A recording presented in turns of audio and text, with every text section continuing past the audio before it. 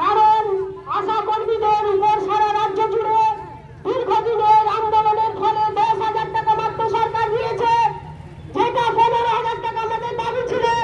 সেই টাকা দিয়ে তারা নানান শর্ত চাপাচ্ছে।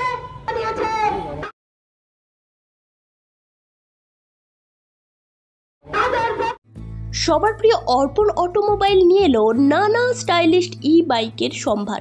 আমাদের শোরুমে রয়েছে 4টি নামী কোম্পানি ডি-ডেভ, কাইনেটিক, ভার্কাস ও মোটো ভোল্টের বাইক। মাত্র 50,000 থেকে 1,20,000 মধ্যে বেছে নিন নিজের পছন্দের ই বাইক, আর মাইলেজ অবিশ্বাস্য 70 থেকে 150 কিলোমিটার।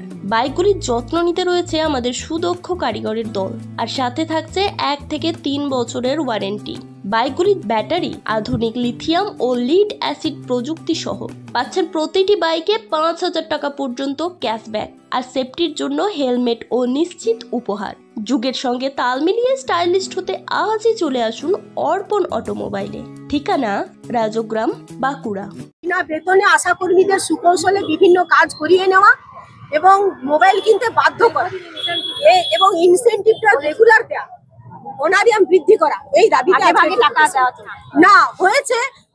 গত বছর প্রবল আন্দোলনের চাপে 750 টাকা, এটা কোনো টাকা ফলে যে স্বাস্থ্য দপ্তর যাদের কাঁধের উপর ভর করে চলছে তাদের বেতন 1 লাখ 1.5 লাখ স্বাস্থ্য আধিকারিকদের, সেখানে তারা যে আশা কর্মীরা গ্রামাঞ্চল সেই স্বাস্থ্য ভবনটাকে চালাচ্ছেন তাদের বেতন 5,250 টাকা।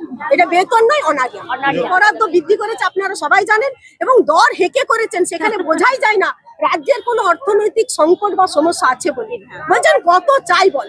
ফলে এইভাবে মানে WHO প্রশংসা পাচ্ছে আশা কর্মীদের কাজ দিয়ে। বিশ্বের দরবারে ভারতের স্বাস্থ্য ব্যবস্থাটাকে তার যতটুকু আজকে মানে সৌন্দর্য রয়েছে সেটা আশা কর্মীরা ধরে রেখেছে। তাদেরকে এইভাবে রেখে এবং তারা যে তাদের স্বাস্থ্যের কি হবে সরকার এরা জানে না।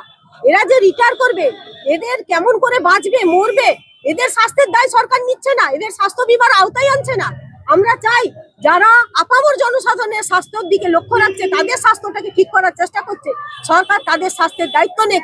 ন্যূনতমায় তাদের যদি বিনা পয়সায় তাদের স্বাস্থ্যটা তারা ভবিষ্যতে সেইটা যাতে সরকার দেখে, তাদের স্বাস্থ্যটা যাতে ঠিকঠাক থাকে, এই দায়িত্বটা আমরা সরকারকে নেওয়ার জন্য অনুরোধ করি। ডিসেম্বর থেকে লাগাতার কর্মবিরতিতে সারা পশ্চিমবাংলা জুড়ে নামছে নিনা সরকার।